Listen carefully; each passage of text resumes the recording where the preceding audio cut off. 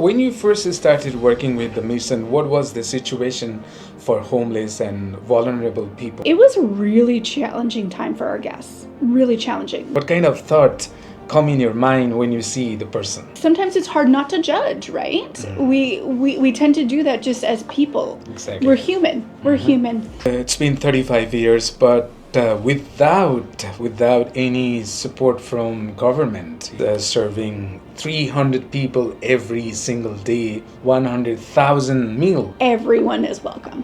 Everyone. Absolutely. Wow. Yeah.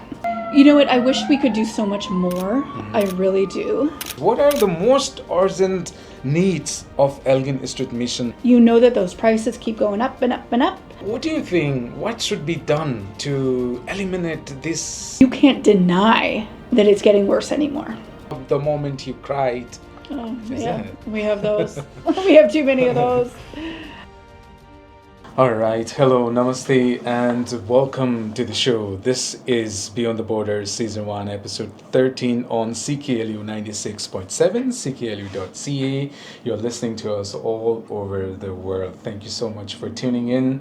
And today, joining us is someone who has dedicated her life to uplifting and serving the community here in Sudbury.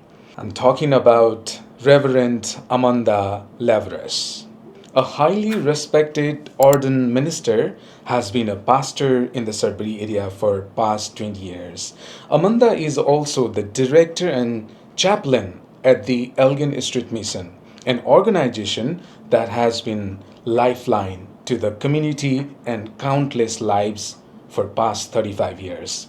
Under her leadership, the mission serves an incredible 100,000 meals a year. Also provides many other services. What's truly inspiring is that all of this is done without regular government or city funding, sustained entirely by the generosity of the individual, businesses, and churches. The mission is much more than just a place to find a meal. It is a beacon of hope and transformation, offering spiritual, emotional, and practical support to those in need.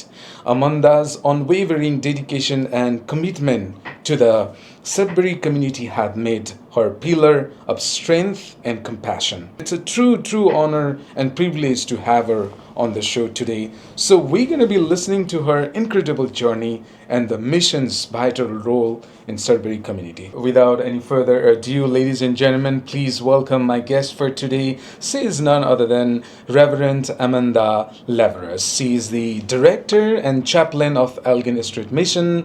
I would call her community leader. Ladies and gentlemen, please welcome. Welcome to the show. Thanks so much for having me. I appreciate it. All right, so how is it going?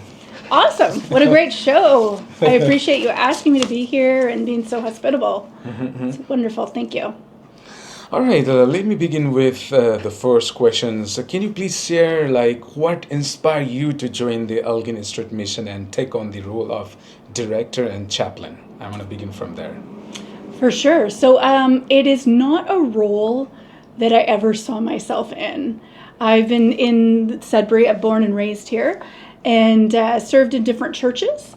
And so it's kind of different circumstances that brought me to this opportunity. And in 2019, I was working at All Nations Church. It was a wonderful church. It still is a wonderful church. But our pastor died suddenly, Pastor Jeremy Mahood, who was also a community leader here. And he died pretty unexpectedly. And so that caused some changes at church. And then about a month later, I lost my brother. I lost my brother, who was a police officer in town. He died by suicide on July 4th, 2019. And I think sometimes life circumstances and tragedies will always cause you to ask yourself, is there more I could be doing? It makes you kind of reevaluate your life, your situation, and things like that. And then you keep going a couple of months, and the pandemic hit, and I think that shook up everyone's life. And so it was in the midst of that someone called and said, Amanda, have you ever thought about the job at the Elgin Street Mission? And I said no and laughed. And I thought, man, That is not something I ever saw myself doing. Mm-hmm. I have no experience. I don't have lived experience. But I think that one thing that I've learned over the years in pastoral ministry is that if you love people, people are the same everywhere. They have the same wants, desires, needs. And so whether it's serving in a church or serving at the Elgin Street Mission, I really thought about it and thought it would be a role that I would enjoy taking on. And so I started in 2020 in the midst of the pandemic, and it's been a wild ride since. Yeah, it's been a while. So as a director, as a chaplain, what's your roles and responsibility in Elgin Street Mission? So primarily, I oversee the staff, the operations, do a lot of fundraising. We survive on fundraising, generous donations from our community. And I get to interact with our guests. You know, even as I walked here today, knowing most faces, knowing most people's names, and being able to say hello. Did you get your meal yet at the mission? We open at 5 o'clock. I get to do all of those things. And so it's a role that has been challenging, especially in the wake of the pandemic. But it's been a role that I have enjoyed, I think, more than I ever thought I would. I think that people of all different walks of life, we all, come against tragedy and hard things. And I think it's an honor and a privilege to be able to be someone that can help someone in that journey. All right. So when you first started working with the mission, what was the situation for homeless and vulnerable people in Sudbury? And how has it evolved since then? So I came to the mission I had volunteered there for years. Okay. I had been part of the mission as a teenager here in Sudbury and throughout kind of my adulthood. I came to the mission right in the midst of the pandemic. So it was a really challenging time for our guests, really challenging. We're under restaurant rules because we primarily serve meals. And so we had to close our doors and serve out of a takeout window. And so our guests would line up, and there would be a volunteer at the window that would hand them a meal outside of a window. For our guests, I think for all of us, the pandemic was challenging. Having a meal around a table, being able to look someone in the eye and have a conversation, that is really important to all of us. For our guests, we're not just a meal provider, we're also a community hub where someone can come who lives alone and connect with their friends, talk about their day, talk about their challenges. And I think that as crazy and wild as the pandemic was, we're also really facing a pandemic of loneliness. And I think that really highlighted that. I think that we were well on our way toward that prior to 2020, but it really highlighted it. The issues that kind of surfaced during COVID highlighted that, especially for our guests. We saw addictions rise. We saw death by overdose increase, especially here in Sudbury. And I'm not an expert, but I wonder sometimes if that's because people were so alone. Okay, I think I have already touched this question, but then if you have to add again, why did you start volunteering in this space, Elgin Street Mission, and what personal experience or values lead you to dedicate yourself to serving those in need? If you have to add anything more. Yeah, I would say that I've dedicated my life to helping those in need of all walks of life. And I think that I love the quote that says, some people ask for love in the most unloving ways. And so sometimes our guests ask for love in very unloving ways. And I have the privilege to have an open hand and an open heart and look people in the eye and have a conversation. And I think in the midst of our busy lives and all of that, that is really, really important. My personal values are that everyone matters. Everyone matters. I believe that people are made in the image of God and therefore deserve respect, are valued just because they exist. Yeah. So regardless of their walk of life, regardless of their station in life or where they might find themselves, they deserve my respect And I really believe it's a privilege to be able to show them that and engage with people that way. Again, I want to add one more question in this. So when you see a person, what's your perspective like? How you take that person? Yeah. What kind of thought come in your mind when you see the person? I will be honest that it's not always. Sometimes it's hard not to judge, right? We tend to do that just as people. Exactly. We're human. We're human. But I truly do my best to see people as someone's brother, as someone's daughter, as someone's mother, as someone's child. And all of that is true for someone that I'm looking at, regardless of where they are, regardless of what they look like, how they appear. And so, how would I want someone to treat my brother, my mother, my father? That is what I get to do. And sometimes that's challenging. That's challenging. For sure, yeah. But our staff, our volunteers, they get to do that every day. Yeah. And they see through a lens that I don't think most people see. And we are lucky to have them as part of our organization. It's not easy seeing a person's physical appearance and not being judgmental every single day. It's not easy job, you know. It's very difficult. It's very difficult. It's part of what we do. It's our human nature. And to be able to kind of put that a little bit aside. Yeah. And to engage with someone. And helping others. Yeah. All right, so currently you're pursuing your master's in clinical psychology. How do you plan to integrate this knowledge into your work at the mission to further support individuals and families seeking help?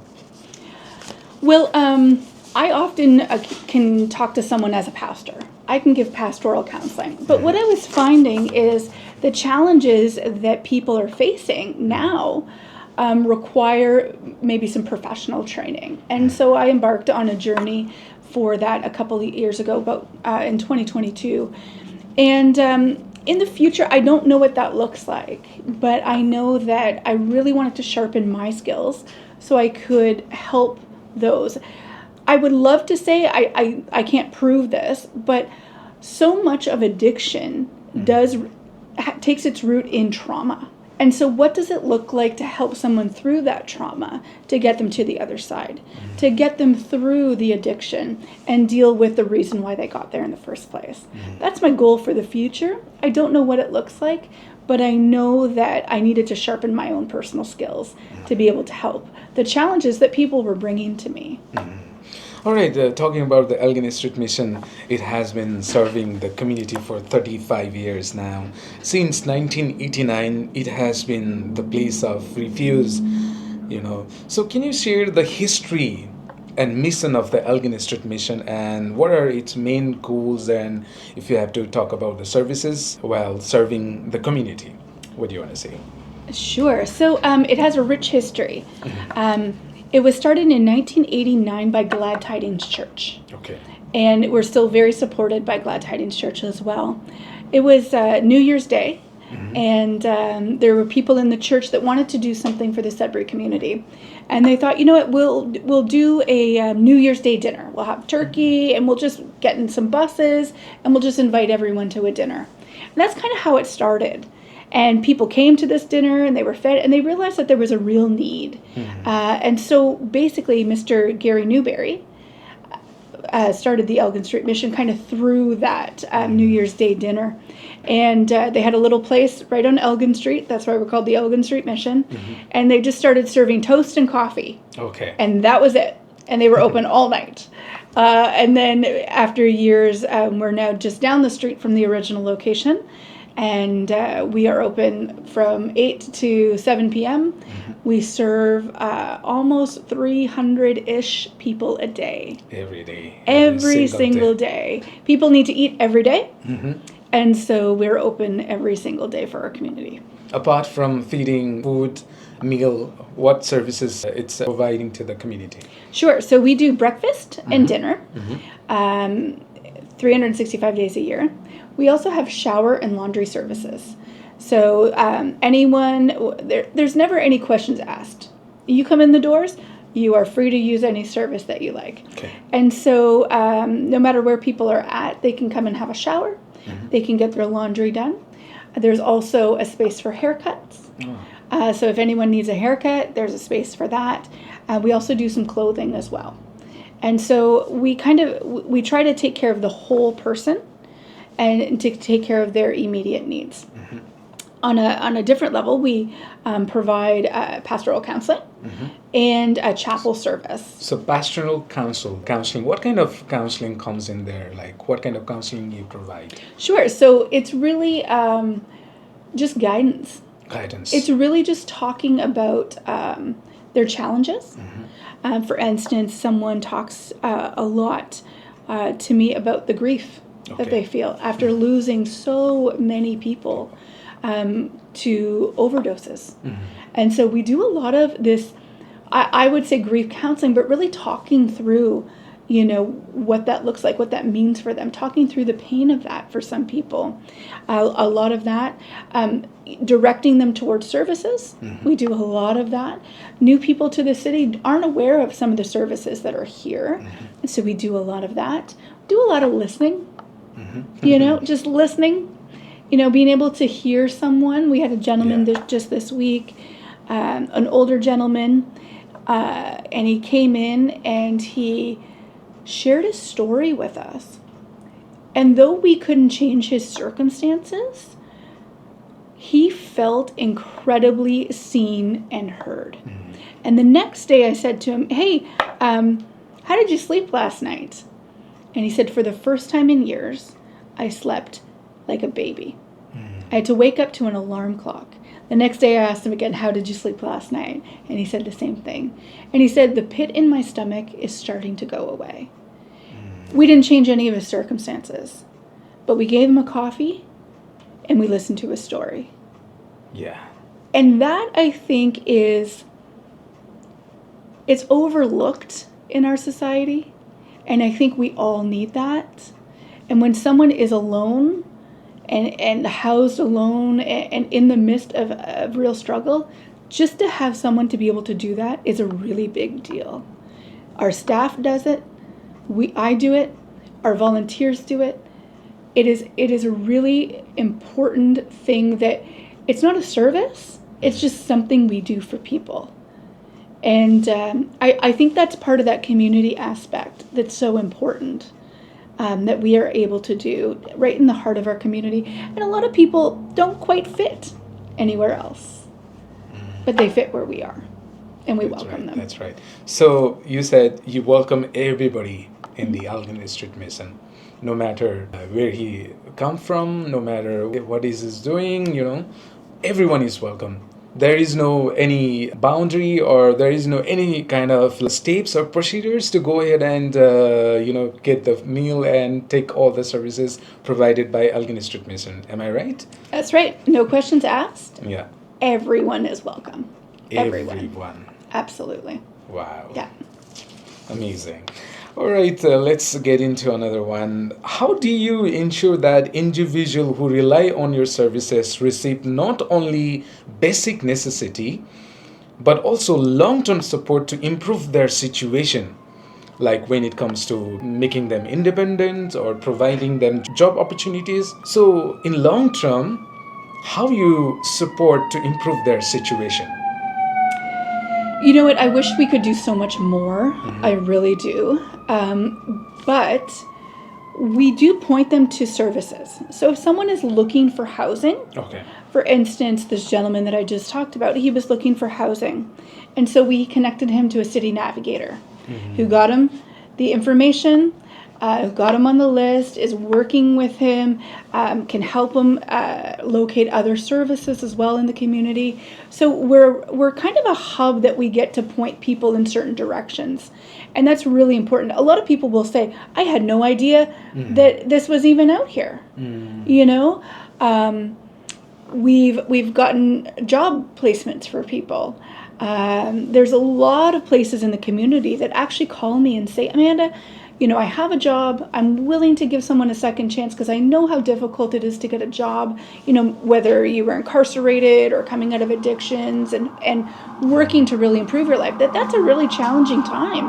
How do I get on my feet if I can't get a job? And so we have lots of amazing businesses that say, hey, we want to partner with you. If you think someone would fit in this position, please send them my way. We've had businesses do that and been very successful. And have you recommended any people in there? Absolutely.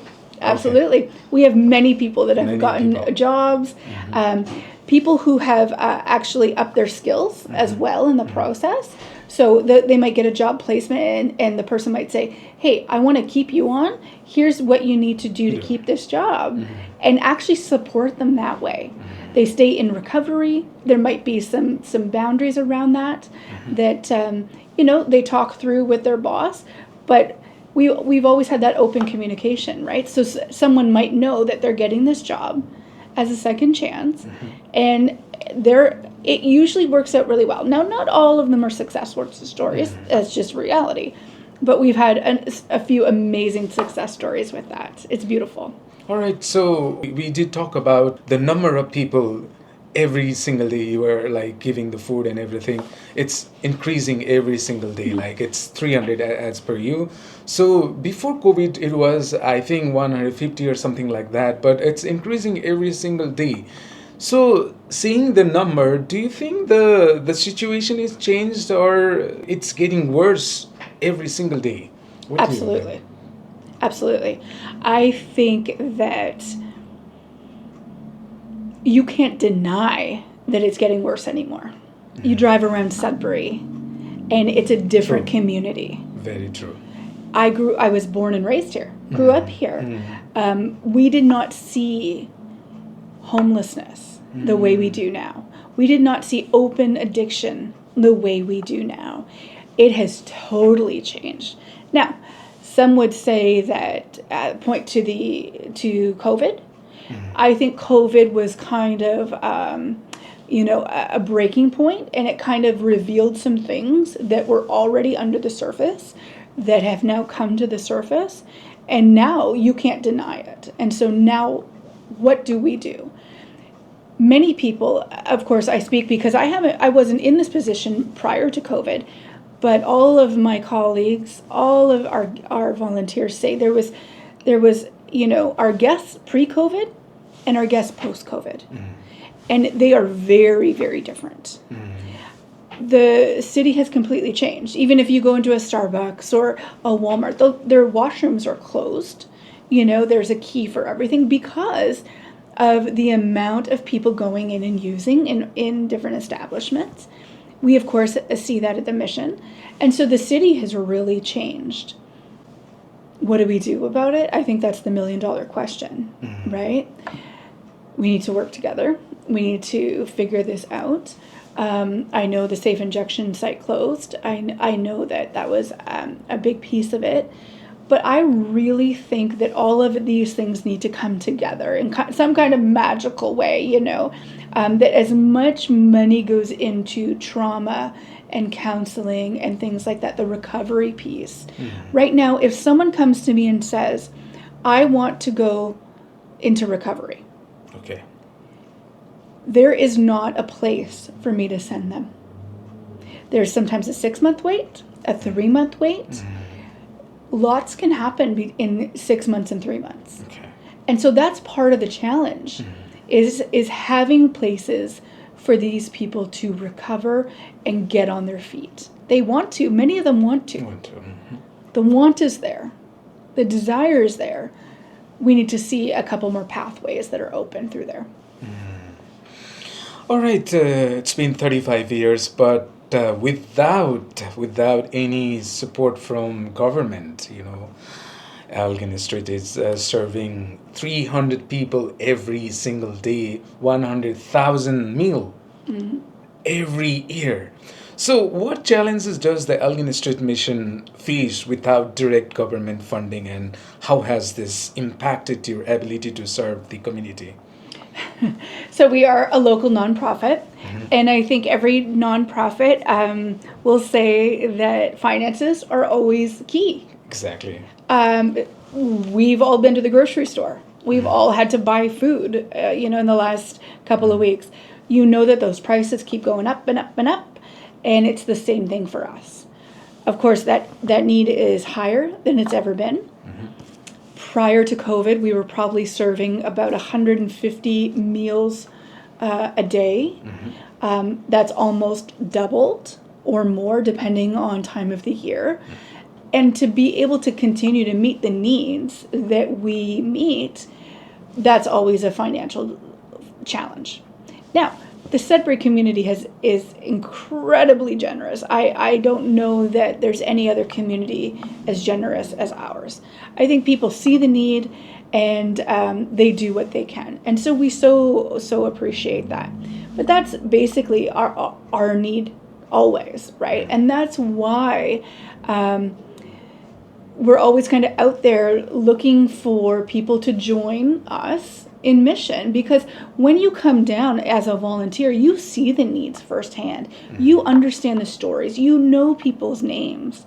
And so our volunteers are our number one advocate for what we do. And because we have so many volunteers, they tap their friends and their businesses and their families and, say, hey, we have a need. Can you help us meet it? And so the community has been very generous. We've been very blessed that way, and we're very thankful for it. Have you ever reached out to any government agencies or local agency for support? And if so, what has been their response so far? It's been 35 years. Absolutely. So we are a Christian organization. Okay. And we do receive so much support from our faith communities. We have received some grants over COVID, and the city has been very generous to us. We have a partnership with the city.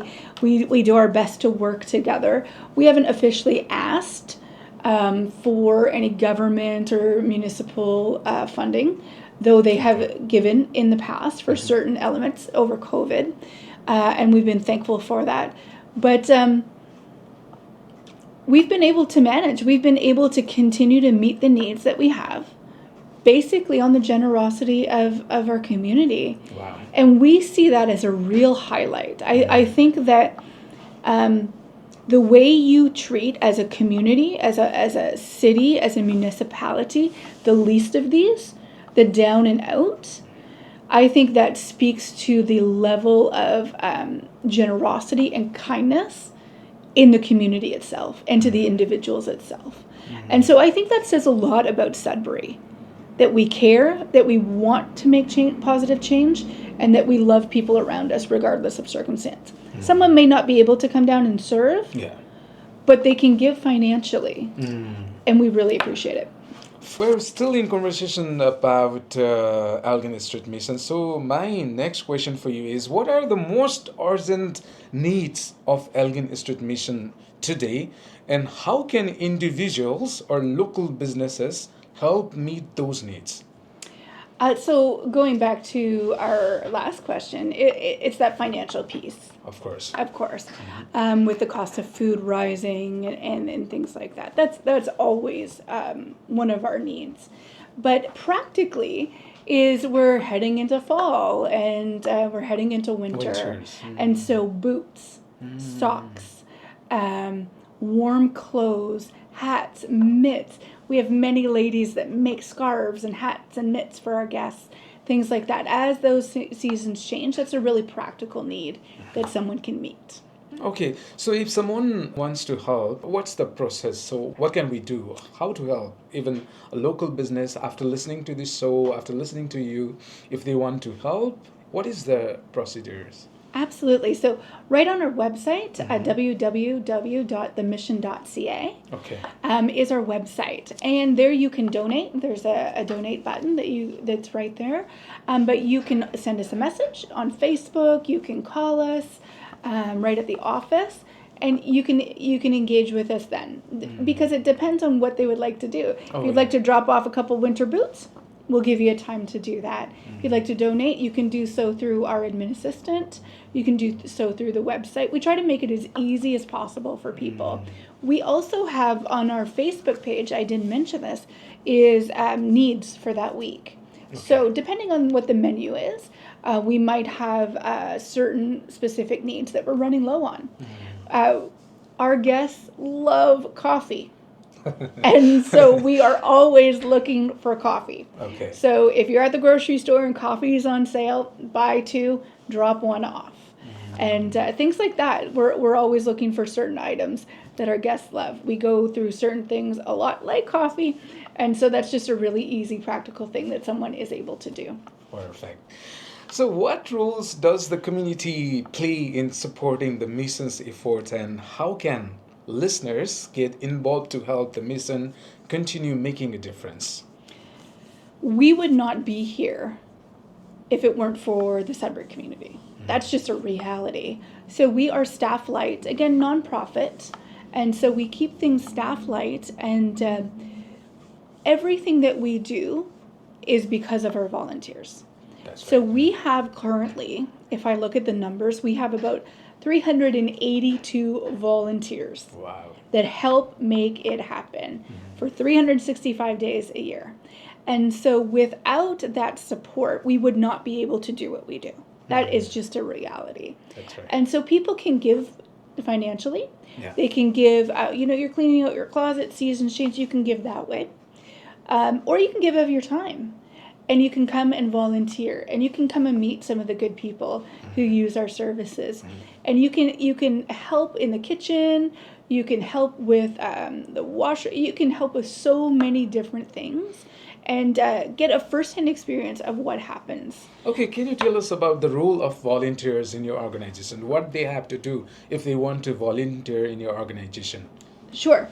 Really simple. We try to keep it really simple. They Okay. can go online, and there's a volunteer application form right on there. Okay. And then one of our staff will contact them. They can call the office. They can send us a message on Facebook or through any other kind of social media site and get some information that way. We're always looking for volunteers. Okay, that's the way to connect with your organization. If you have to specify it, so every single day, what they do, what their role as a volunteers in a Right. day.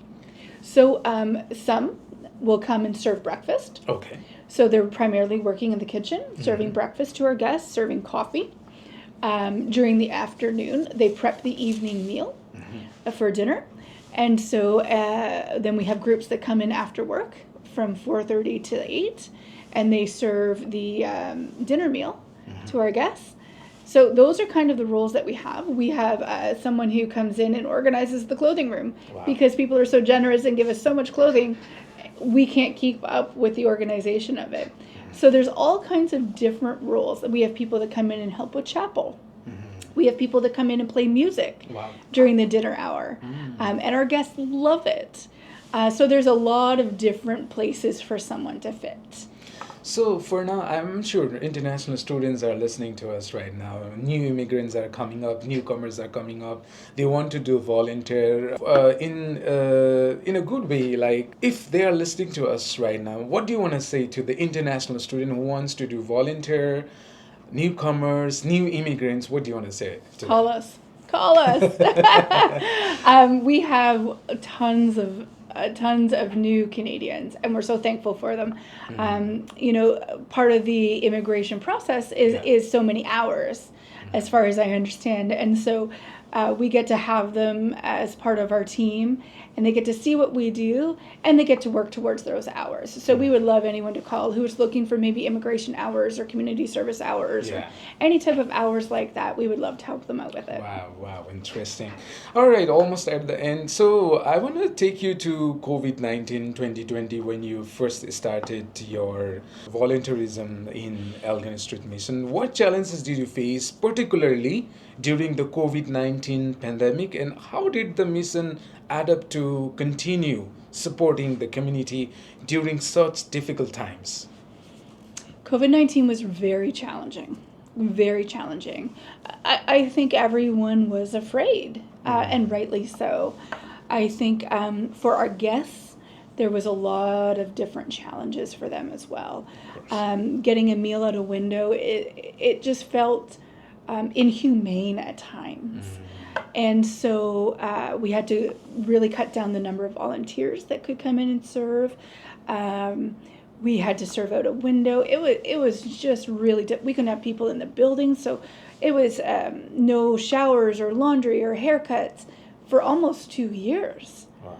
And so that was really challenging. As soon as we were able to serve outside safely, we started something called the barbecues. We do summer barbecues, and who doesn't love a summer barbecue?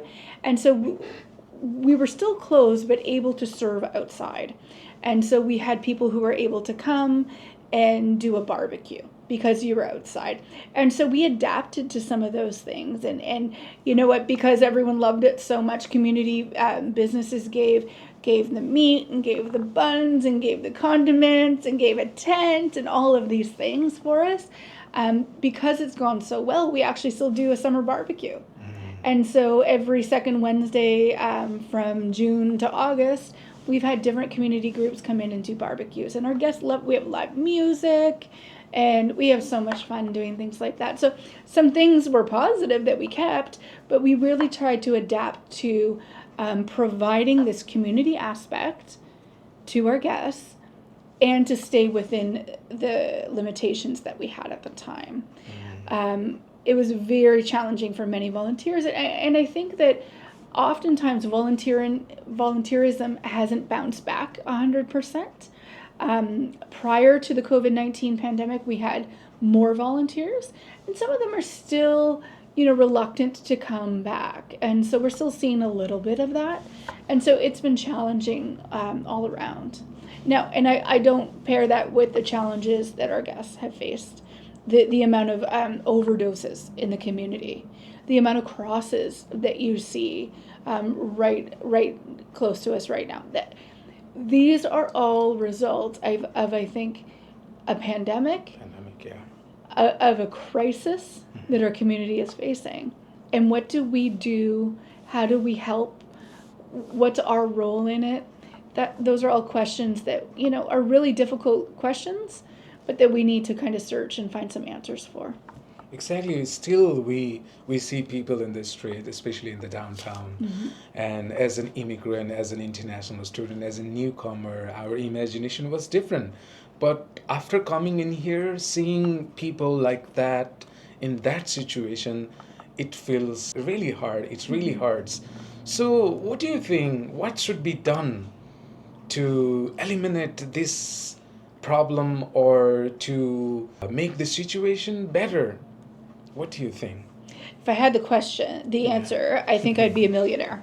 I think it's so multifaceted, and I love you sharing your experience with me, Arjun, because it's having someone else's perspective of our country is really important. And I've really thought about that when you mentioned that to me. I thought it was a really interesting perspective, because I do believe that the way we treat the least of these, the most vulnerable citizen, is a reflection on the community. Sure. So I think we do have to figure out what these answers are and start moving in that direction and start working together. There isn't one solution, I don't think.